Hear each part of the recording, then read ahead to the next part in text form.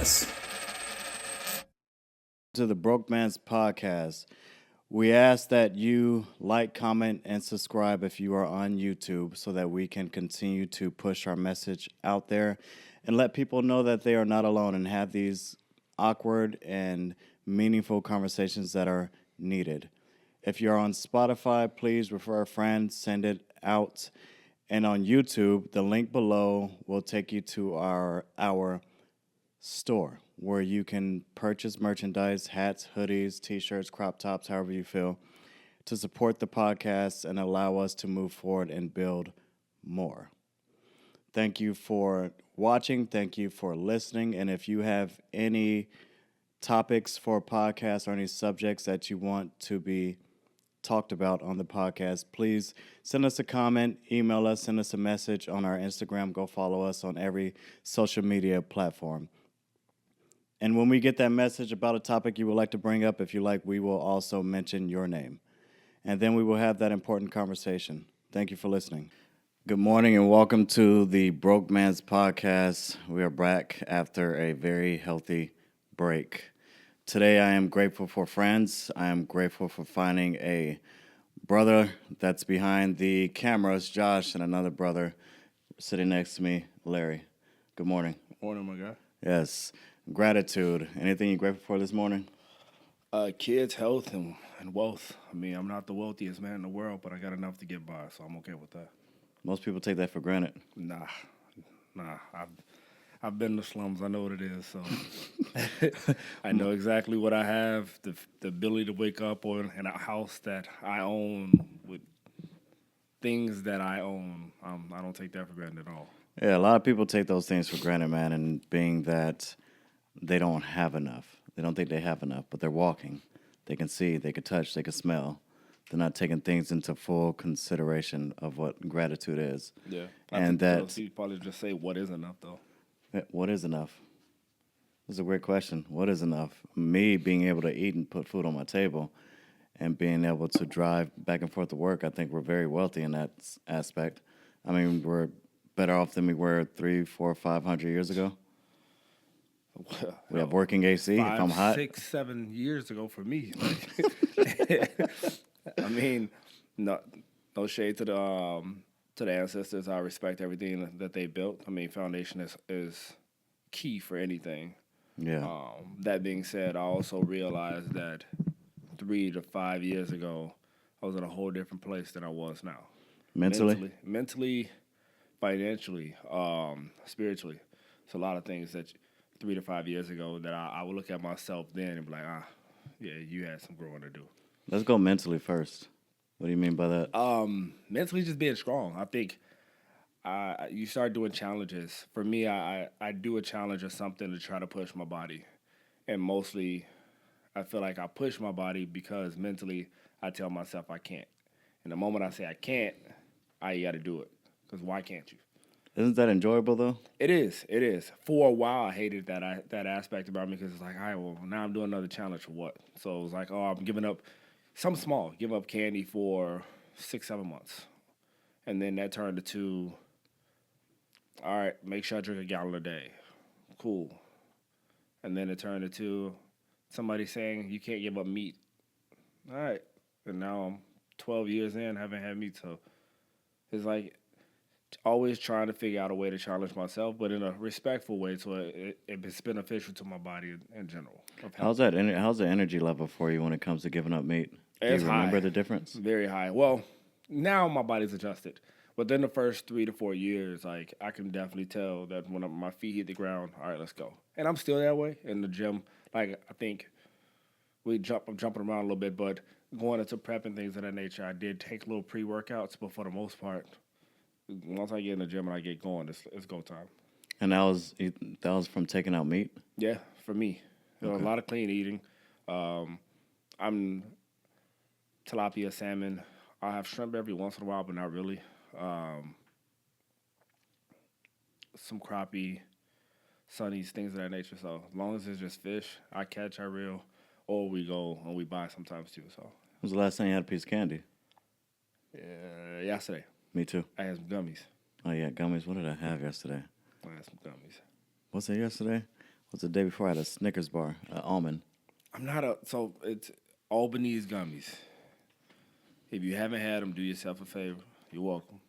But Albanese. I'm trying to get into that Jello you spoke about last time, and that's my next goal is to get that Jello, sugar-free Jello you were talking about, just to get my sugar fix. I know for me, I know that spiking yourself on insulin like that is not good at all on a constant basis because your body's going to crave it even more. I got down to a point where I have just small animal crackers at work where I can open up and eat one animal cracker and be satisfied for the next 3 to 4 hours, and it's worked. Yeah. And it's brought my sugar intake down very low to where I'm not craving like a whole Reese's. I usually go for like the super pack, and it's like 6 in there. See, but there's other things you could do too. So like, for me, I'm not a chocolate guy. I'm more of a vanilla cheesecake type of thing. Yes. So, that's crazy. Dairy-free yogurt, Greek yogurt. Mix that with some sugar-free protein powder. Not protein powder. Sugar-free Jello mix. Yeah. With vanilla, you can do chocolate if that's your thing. You can do peanut butter. You mix that in there, a little bit of protein powder. Okay. And then you can do some oats. And I promise you eat that. It's a quick fix for almost like a parfait. Yeah, but if you freeze it a little bit, it's a cake.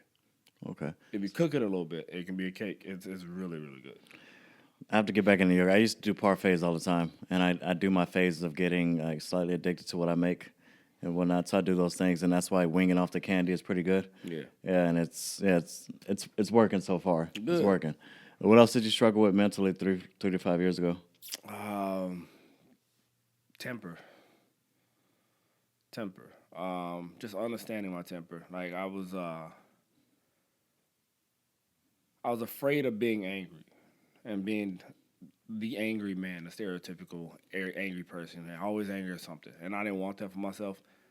But people do things that just make you upset.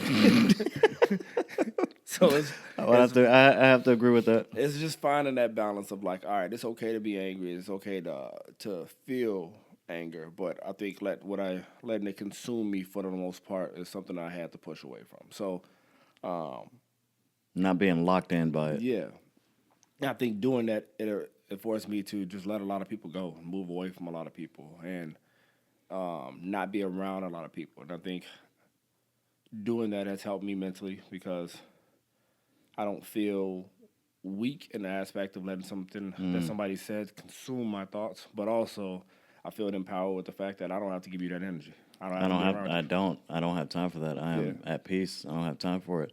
And to recognize that little flicker that goes off that when that anger hits, and being able to let that go, it does take a minute to gain full control of that and let things go.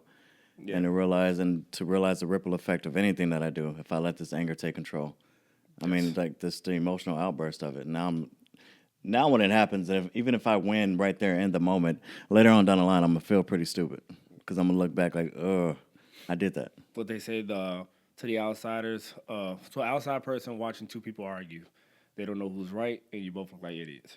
So. Yes. Now I've been able to do that more often than not. When I feel somebody has either crossed a boundary and something one of my alert systems go off, and it's definitely going to be anger or defense or something, and I tend to try to take myself out of my body, look at myself in third person, and see like where I'm at and why I'm acting this way. Okay, what is going to be the effect if you react the way they want you to?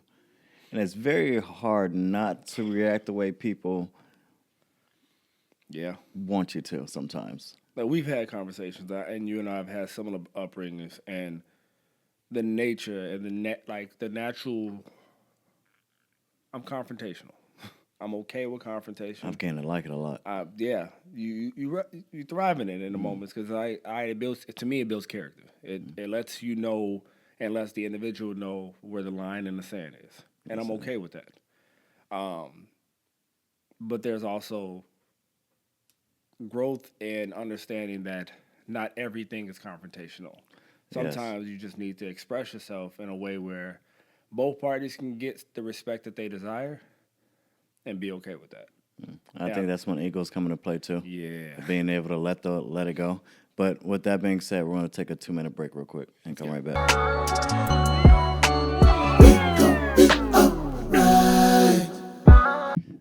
let's get back to where we were. Yeah. No, not even let's get back to where we were. Let's skip to another part. Tell us about your upbringing. Born and raised on the west side of Chicago. City of Chicago. I've been hearing a lot of people that say they're from Chicago, and then like, where you from? Joliet. That's not the city. But raised in a house with two sisters, both parents. Grew up like any normal kid when it comes to being in that area. Like, you're not extremely wealthy. Dad was I say engineer, he say custodian for city public schools for 25 years. So we're decent. We didn't have everything, the nicest shoes, but we had enough to be okay. And that's okay, isn't it? Yeah. Yeah. It was really good. You don't think about those until you get older and be like, damn, my dad did this damn thing. Oh, I'm sorry for cursing. No, you can curse on the podcast, man. We were playing sports, learning how to jump double dutch because my sisters needed a third person. So I remember that with my sisters, man, in the middle of the street. Mother May Eyes and rock teacher and hopscotch and pitching quarters. Like, I grew up like I was an outside kid. Yeah. I was an outside kid running to the nearest neighbor and drinking from the water hose outside, or afraid to go inside because you smell like outside, so you might have to stay inside if your mama get too annoyed. Like, keep running in and out the door? Yeah. With the AC on? AC on, or just you're letting the air out. Mm-hmm. So when did you have to be back inside? So that's always the touching point with my sisters. So they get upset because I didn't have a curfew. Yeah. My dad was like, hey, you just got to be on the block when the street lights came on, which I found out later there's a lot to that. But my sisters had to be in front of the house when the street lights came on. We had when the street light came on. When the street lights came on, that told us everything we needed to know. Yeah, that was what it was. Like, if you weren't on the block, and my dad would he'd walk out and yell, everybody call me Bill. Mm-hmm. My dad is Larry. To everybody, my dad is Larry. I'm Bill. So he'd walk out, Bill, and everybody like, he down the street, or I saw him playing basketball, or if I didn't respond, my friends on the block would say, hey, he playing football, he in the back of the Webster, something like that. And that became the known thing for me when it came to curfew, but I didn't really have a curfew, to be honest with you. And it got worse as I got older. You said, what's your curfew like now? It's a self curfew. I don't drink. I don't do clubs. So majority of the time, if I'm not at home or the gun range, I'm at the gym. Mm. And if I'm at the gym, I'm at the gym. That's my therapy. That's my little safe place. So it depends. I'm a night owl. I work nights. Tonight, I'm probably gonna leave here and go right to the gym, but it's gonna be, I'll do a chest day, and then I'll sit in a sauna, and then I'll go back home, shower, and then I'll go back and work out again. But for the most part, 1:30, 2 a.m. Yeah. Yeah. I have a I wouldn't say strict curfew, but I have certain boundaries even when it comes to friends and time. One thing I do like about every single one of my friends is we put time limits on when we hang out because of what we have to do. And we'll go out for coffee and be like, hey, we'll schedule coffee from 8:30 to 9:30. And then sometimes like, hey, I got to leave 15 minutes early because we have so much to do and we're respectful of each other's time. Because if I don't watch it, it'll go from 8 o'clock to about 11. I know. We've done it. We've sat down and chopped it up for, the first time hours. we talked to it was 3 hours, 3.5 hours. Yeah, it was supposed to be an hour, and we was like, oh, man, we got to go.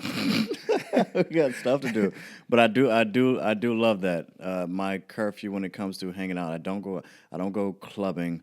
I'm not a bar guy or anything like that. But when it comes to hanging out with friends, I do put time limits on.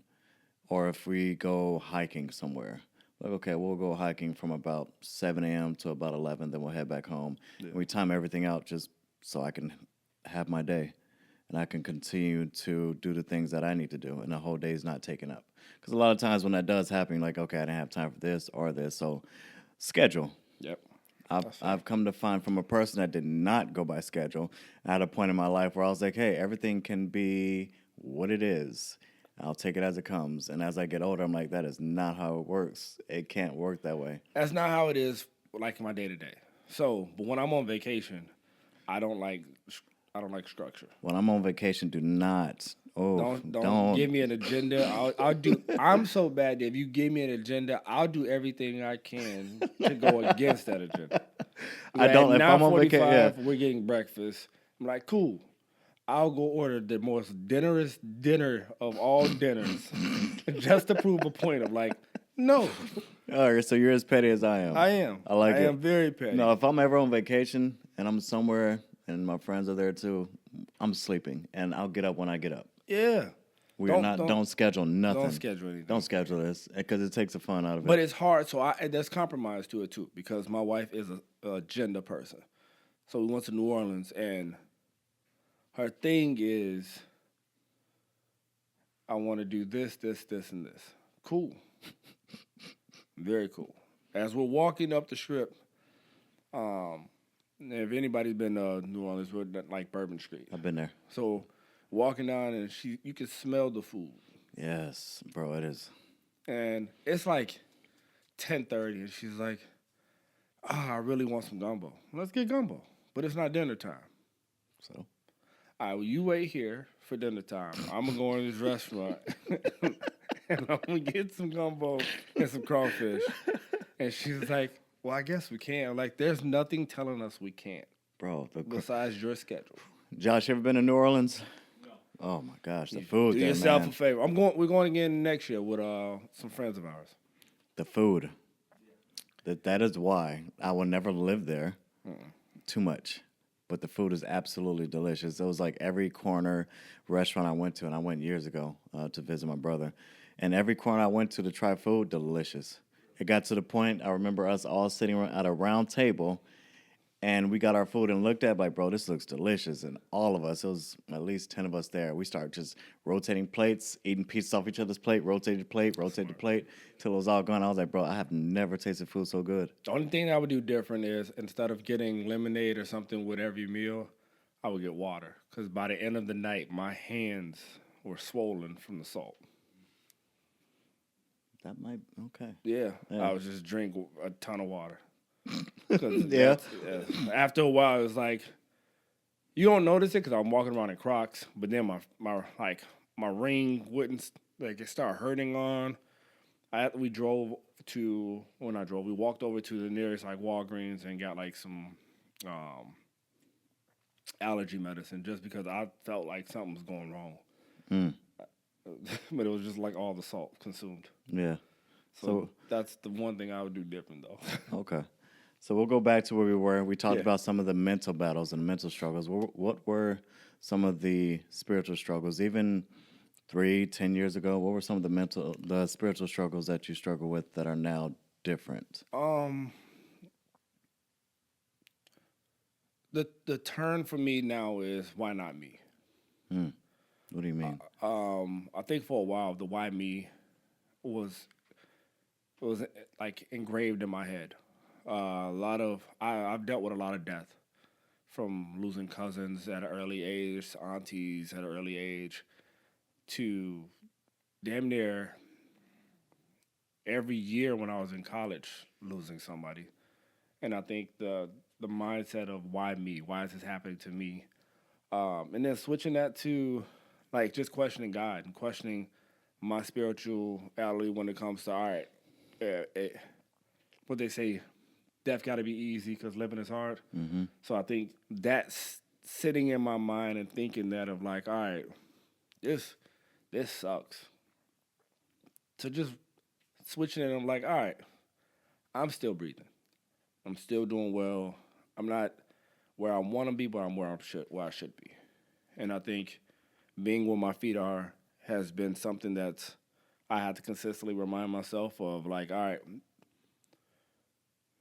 where you are is where you're supposed to be. And if you're questioning where you are, you're questioning God. And if I have that mentality that I walk by faith, not by sight, I can't be contradiction to what I want to be. I got to pick one.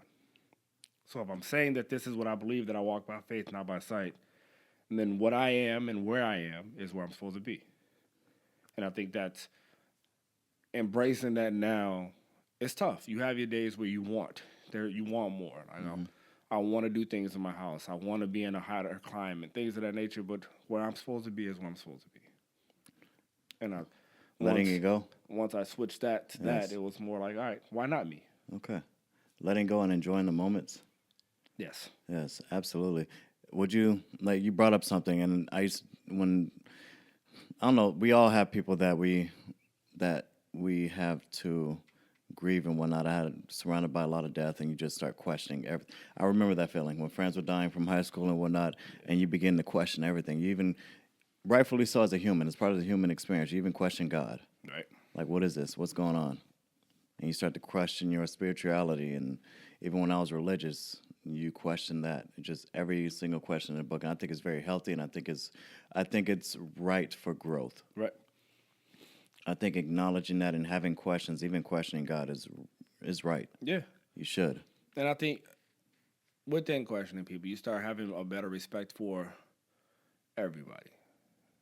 Like, the mere fact of someone saying, hey, are you religious or are you spiritual?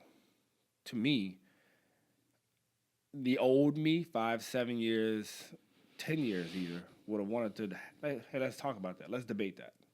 Why?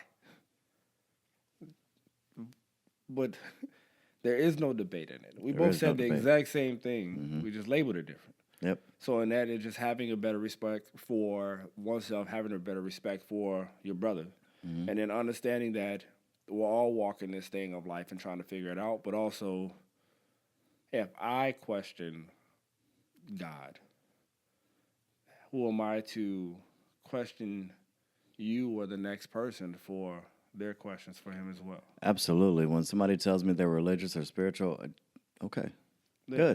Good for you. Like, it doesn't bother me none. I have no questions about any of it unless you want to sit there and just have a healthy conversation, just to have one. Yeah. Other than that, I don't care what religion you are. I don't care what type of spirituality you follow. I'm more interested in the person. If that's you, that's your journey and whatnot. And I don't like having, all right, and I used to be at fault for that too, trying to let my opinions out and try to have people convince people to follow my opinions. Like, no, I'm right. Like, that's just the self-centeredness and then the ego that's tied to that, because you just don't agree with somebody, and so you're going off. I've done that in my early 20s, man. Yeah, I mean, but as you get older, you respect it. Human nature is we want to be right. Yes, you want to be right. I want to be right. Yeah. Just breaking that about people. I've gotten to the point where I'm bad at it, but I'm trying to get better at that too. Or if you say something bad about yourself, I'm going to tell you that you're wrong. If you continuously say it about yourself, I'm going to agree with you. I've learned from that, man. And I'm gonna agree when it comes to somebody doing that.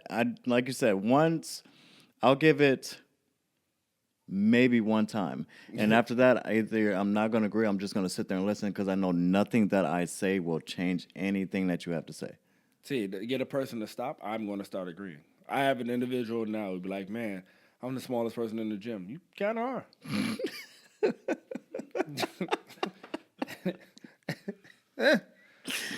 I've ran into you can't be your biggest hater and your biggest supporter. No, I ask people now. I've learned enough to speak up. Like, hey, what are you looking for when you keep repeating this? Yeah. Are you looking for validation? Do you need reassurance? Or you just want to say the same thing over and over? Because that's a nice way to take it. I might take that from you. It goes towards insanity. If I'm trying to help you out, I got tired of that, especially when it came to friends and they wanting help. They're wanting help, and I'm repeating the same thing over and over. Like, bro, I can't repeat this all day to you. If you're going to come back and tell me the same thing, that means you need to work on things yourself, and it has nothing to do with me. So I'll listen, and I have no advice for you. And that ties into the whole want to be right thing. That ties into me giving out opinions and giving out advice and a whole bunch of, you should try this. And if I discover something new, I wanted everybody to know it. No, you should read this book. You should do this. And that wasn't the case. I mean, that's in life too. Because, even with fitness, I've had multiple people hit me up and say, "Hey, what are you doing?" I can tell you down to the T what I've done. Are you gonna do it? Are you willing to eat the exact same meal every day, 3 times a day, for 9 months? Are you willing to do 90 minutes of cardio on the Stairmaster? Are you willing to drink a gallon of water? Are you willing to stop drinking? Are you willing to go for walks instead of just, hey, I hit the gym today, so now I'm gonna go home and do nothing? Are you willing to do these things? If you're not, then don't ask me what I'm doing. I couldn't stand that before when people used to ask me things like that of what I'm doing for workouts, and I'll sit here like an idiot and explain everything. Why? For no reason. For no reason. Hey, I would like some. What do you do to get that? What do you do to do that? No. And sit there and explain everything for no reason. You're not gonna go home and change nothing. And they get mad at you. Are you gatekeeping? No, I'll tell you exactly what I'm doing. Are you going to do it? Are you gonna lie to yourself? You're not lying to me. Asking me workout advice for no reason. Yeah. If you just want a conversation, let's have a conversation. But don't sit here and tell me right now all this stuff that you're not gonna do. Now I'm rude. I just won't say anything sometimes. See, I'm trying to not be rude. Is that rude? No. Yeah. He says no. You say yes. Yeah, a little bit. No, I just. But it's not. Yeah, it's rude. I ain't gonna lie to you. When people, all right, so you have these things when you're working out, and people. This is one thing I used to. People no longer. I don't get this as much anymore when it came to people, but they'll look at me and be like, "Hey, why your shirt so tight?" Oh, yeah. I've had that for jeans. Like when I was in my skinny jeans, they were like, "Why your jeans so tight?" Because they look good on me. Yeah. I work out. It is what it is. My shirt fits. I work out. But people ask me workout advice. I no longer give out workout advice because they're not going to do it. They're just going to keep coming back and ask me questions. But they're not going to act, like you said, you're not going to follow anything. Now I start getting to the point where I just start saying things to make them think. They be like, man, why you wear your clothes like that? Like, hey, today I ate some broccoli. We get bloated. So later tonight, when you're using the restroom for us. You're better than me. You're better than me. Now they're sitting there looking at me like, I'm what are you going to be talking very confrontational with that. Like, why are you asking me that question? Like, where's this going to lead to? No, because I stop people right there so you no longer cross that line. Like, just let me be. If you're not going to come with something positive and you're going to come with that bull-ish again. But sarcasm is so much fun when it comes to it. Like, I've lost a lot of my sarcasm. To have that conversation, because now they're sitting there looking at you like, why are you telling me what you ate today? Well, we have to eventually take a shit, and you're asking me about why I'm wearing this, so clearly we're entangled to that point of like, all right, well, what I eat makes you shit. So I'm just letting you know that today I got bloated from some broccoli. I'm probably going to go home and eat some salmon, and it's like, no, I don't need to know that. All right, well, leave my shirt alone, man. Leave my shirt alone. Leave my shirt alone. What are some physical battles you struggle with in the past? I just weight in general. Like, I've always been a heavier guy. I think the transition from dad life to sports. As athletes, you train like athletes, right? So once you're done being an athlete, like the day-to-day thing is, all right, what am I doing? So you pick up, you'll go for a run, but then the knees are not what they need to be. So now your legs, your knees hurt. You never really been a runner, so now you're convincing yourself to run 5-6 miles a day, and it's like, this is dumb. And then you go into the gym, you try to remind yourself, like, oh, I can still do box jumps and burpees. And it's like, why am I doing this? It's like you start doing other things, so now it's like, all right, well, now I'm going to pick up the weights. He gives out halfway through. Yeah. Then you pick up the weights, and you're lifting, and you're like, oh, I'm strong. But then you realize your belly is just as strong. So now it's that counterbalance of just trying to figure it out. And you realize that some people, although I'm not a foodie, you have an unresponsible allegiance to food. Meaning, like, you eat because you can, and your metabolism is not what it was when you were younger.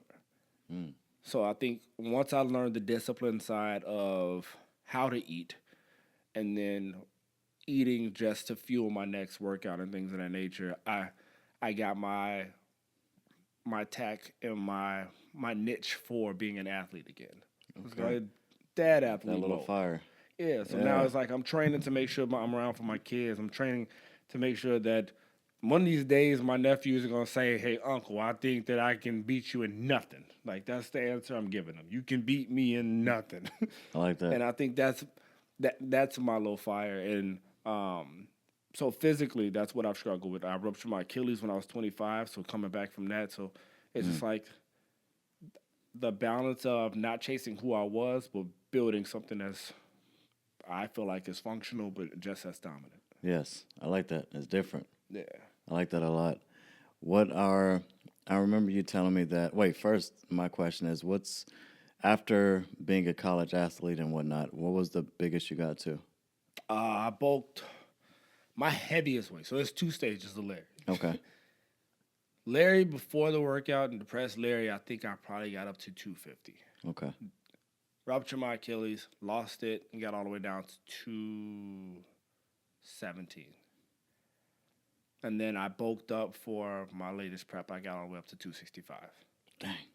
And then I hit stage at 217. And 265. right now I'm walking around at 229, 230. Okay. 265. How'd that feel? That's huge. Heavy. That is big. It felt it. I felt like I couldn't walk in my mind. I couldn't. Everything was tired. Like, I felt like everything I needed. I could lift a house. Yeah. Like, I benched 225, like 25 to 30 times. I was squatting 475, 500 pounds, deadlifting 450. I could put up some weight. Yeah. But if you ask me to run an errand, it's not happening? It wasn't happening. Oh, boy. It wasn't happening. I ain't gonna even lie to you. Like, I'd call my kids downstairs just to grab the remote from me. It was rough. So when he told me, like, hey, we can start doing cardio, I went crazy. I was like, all right, thank you. Because I love doing cardio. Yeah. But at that time, it was like, no, I want to see how much muscle you can build. And it worked. No, go ahead. Finish. No, I was just... That's pretty big, man. What was the biggest struggle besides not running errands? What was the biggest struggle in that transformation of bodybuilding? The biggest struggle for me was trusting the process. Understanding, because you're getting coached. And you've never done it before. And body dysmorphia becomes real at that point because you're spending, like I have daily check-ins for your weight. Okay. You have weekly check-ins for what your figure looks like and how your posing is looking, and monthly check-ins for the workouts. Hey, is this working? Is this not working? Are you feeling a good stretch from this? And I think that was the biggest struggle for me, was overall just the check-ins, I want to say. Did you enjoy the process overall? I did. I made myself. I made a pact to myself that no matter how tough it got, there would be no complaining. That was one, because that's all I heard from everybody is, when you get to peak week, it's gonna suck. When you get to week one, it's gonna suck. I'm like, all right, I get that, but you're paying for this. No one told you to do this. Mm-hmm. No one told you to tell that coach to train me this hard. You can stop at any moment. Mm-hmm. So why do you complain? Mm. So I told myself that would be the one thing that I wanted to do different from everybody who I was around. There would be no complaining. So my coach was like, hey, 45 minutes of cardio today. Cool. Next week we go to 50. Cool. Are you in love with bodybuilding now? I am. Is it an art form? It is. I don't know. I'm not in love. The stage was fun. Yes. But the stage is fun because I don't consider myself a shy person. I mean, I'm a running back. We want the ball. So for me, it's like being on stage was like, all right, this is cool. I worked hard.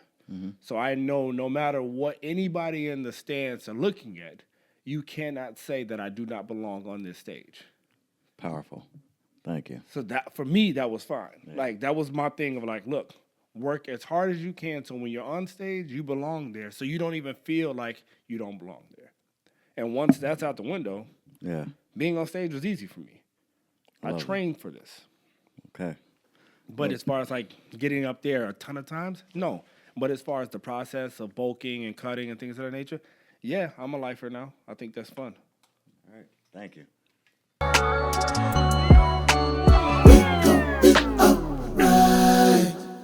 Don't. All right, we'll get to it. All right, where were we? Oh, not where were we? Where we're going. We were talking about the bodybuilding, and you weighing 265 pounds. Yeah, big boy. And not wanting to run an errand anywhere. and having people come and pick up the remote for you. That's a lot of eating, man. Man, it felt. Were you at peace the whole time? Yes and no. I mean, I was at peace when I was full, but I was never full. When you, you start. It starts to creep in your mind like, damn, I'm putting on all this weight. I gotta lose it, and that's where the doubt comes in. Can you? Oh, okay. Like, are you still the old Larry? Are you still? It's a little bit of doubt. Doubt creeps in, and then you tell that That's goes a mind away right game. away. Yeah. Okay. You start never to thought see about that that. scale going up. I never thought about that, getting to a certain weight and then trying to push yourself back down and question, like, hey, can I actually lose this weight? Yeah. I didn't think about that. That's rough. It's like I'm telling you, the daily check-ins for the weight climbing all the way up. All right, this week I'm 240. This week I'm 250. This week I'm 255. That's a battle. And then going the other way, and it's, all right, you got to lose it now. This week I'm 255. This week I'm 254. This week I'm 255. Does it start dropping out of nowhere? It does once you stop paying attention to the scale that you have to check in on the scale daily. Yes. So it's, at that point, it's like you're just writing the number down and like whatever it is, it is. How do you feel? How do you look? And like right now, if I would to show you a side-by-side of 230 before I did prep last year to 230 now, is way different. Okay. But my body fat is lower. Okay. I think I was too fat. I was 230 during that time, but had probably 17, 18% body fat. Yeah. Now I'm walking around with 10% body fat, so it's a difference. Okay. You hold it different. Absolutely. Now, you talk about battling and fighting a lot, and we've had discussions about your past and how much you used to fight. Fighting was bad. It was in college. I fought a lot. I got banned from some bars. I got banned from a couple houses. I got kicked out of intramural. And it was more ego and then just anger. Growing up where we come from is you don't want to be the person that got punched second. So I would throw the first punch. You don't want to be the person that gets punched second. It's like, all right, whatever we're doing. If it's a fight, it's a fight. And I think I took that to college and I took that to areas where it didn't need to be, where raising your voice doesn't technically mean someone wants to fight you. It just means that they disagree with what you're doing. And it took me a while to learn that. I don't want to say a while. Like, from bar fights to house fights to... I got in a fight in the middle of an intramural game. It wasn't even my fight. There was one of my friends and another guy were arguing, and me being me was like, "Oh, we fighting," and I threw the first punch. How bad? What's the worst it's gotten? Man, okay, it's 10 years. I think of it. I've gotten banned from fighting. We were at a bar in Milwaukee, and I think that was the roughest it got, where it was like my 22nd or 23rd birthday. And all the football guys from my team came, and long story short, it ended up turning into a scuffle of like maybe 20 people. All of us, my girlfriend at the time, but wife now, there, and she gets thrown in the melee. So now all of us are trying to get to her, even though she was pulled out by another friend of hers so she wouldn't get hit. But I don't know that. We're all tipsy, drunk, being stupid. And I think at that moment, it was one of those like, all right, what are we doing? What are you doing? You've made it this far with no cases. You still got your life. And I put myself in some stupid situations, ones that I would not disclose on camera. But afterwards, realizing like, all right, when is enough? Enough is enough. Yeah. So how'd you work on those anger issues? Where'd they come from? Anger issues came from a lot. One, not knowing how to deal with depression and not dealing with death. Being raised in a house with two women and being told that, hey, you're soft or stop crying and feeling the need to prove yourself to other guys on the block. And then because you're good at it, like you get to a point where it's like, oh, I could take a punch and I can deliver it even better. Deliver it one really good. And I want to see how many times I can deliver one. And I think a mixture of those, that melting pot, made me an individual that you didn't want to invite to parties, you didn't want to hang out with too long, or you did, and you want, if there was some stuff that, hey, I know if something pop off right now, he's going to help. And I think being in that mix it took my wife and my big brother Sammy to just say, hey, this is stupid. You're better than that. And my big bro is like, that's my GOAT. Everybody has their individual that you see like, oh, like that's my GOAT. That's my Michael Jordan. That's my LeBron James to the newer guys. So to have somebody like that to tell me like you bugging. Yes. All right. Growing up in that household and feeling like you got to prove something and wanting to be on the block with other people and then fighting depression and all that kind of mixed in together. And then from who you are now to back then, what life lessons have you learned? Specifically as a man, what life lessons have you learned? As a man, that we all go through it, and there's no way around it, right? You're right. Like, you got to go through it. Yes. And I think that's one thing that I've told myself, that there's no shortcomings. So sometimes walking across this grass or walking over the grass instead of walking around, it's not the best idea. When you do that, you realize, okay, you took the shortcut. So now when you step in the shit, when you step in, you cut your foot on some glass that somebody broke over there, you chose that. That was a different route that you could have took that was cleaner. You could have saw everything that was there. Right. But you didn't. You chose it. So you can't complain about the route that you chose. You dealt with it. You got to deal with it. And I'm okay with that. And I think that's one thing that I would tell myself in the past of like, hey, you chose this route, but the only way to get through it is to go through it. When it came to like the depression and things of that nature, is speaking up about it important? And that was tough for me. So I would say yes, but that was tough for me because I'm not really a person that goes out. Like, I know I'm on a podcast right now, but I'm not really a person that discloses everything that's wrong with me when it comes to those things.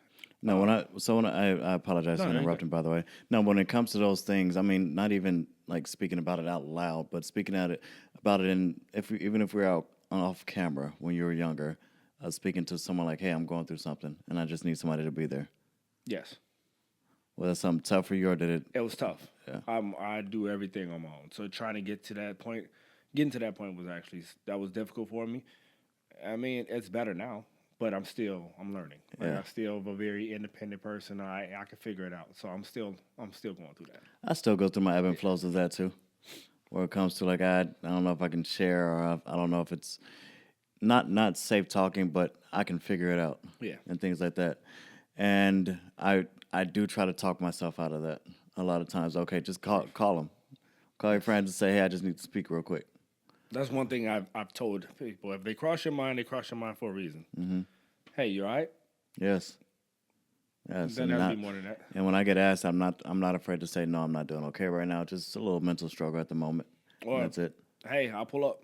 Yep. Yeah, I think that's what it is. Hey, I'll pull up, or come over and chill for a little bit. Yes. And that's very helpful. You are known for doing that. Like, you're like, hey, how you doing? I'm like, man, I needed that conversation. My man, what's good? So I appreciate that about you. Yeah, it's very helpful. I appreciate that about you too, man. But we're going to continue this when we come back. I appreciate you coming through. Yeah, always. All right, love, my guy. Love. Don't let life pass you by. Praise the Lord, love your woman, feed your kids, live your life. Make sure you're honest, fight your demons, drink some whiskey, enjoy your family. Praise the Lord, love your woman, feed your kids, live your life. Make sure you're honest. Fight your demons. Drink some whiskey. Enjoy it for everything it's